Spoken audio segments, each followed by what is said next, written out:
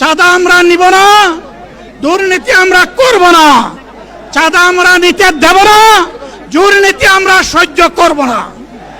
বলছিলাম জামাতে ইসলামী যদি আল্লাহর ইচ্ছা এবং জনগণের ভালোবাসায় বাংলাদেশের মানুষের সেবা করার সুযোগ পায়, তাহলে মালিক হবে না, সেবক হবে ইনশাআল্লাহ।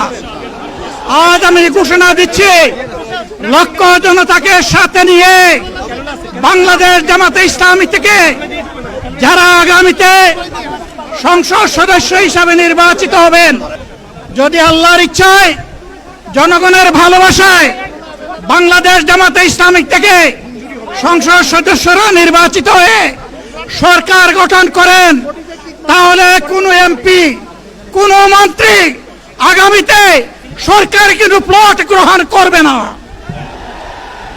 কোনো এমপি এবং কোনো মন্ত্রী ট্যাক্সবিহীন কোনো গাড়ি চড়বে না।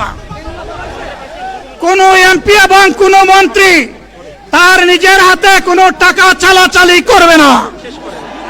কোনো এমপি এবং কোনো মন্ত্রী যদি তার নির্দিষ্ট কোনো কাজের জন্য বরাদ্দ পেয়ে থাকেন, কাজ শেষ হওয়ার সাথে সাথে বাংলাদেশের 18 কোটি মানুষের কাছে তারা তার প্রতিবেদন তুলে ধরতে বাধ্য হবেন।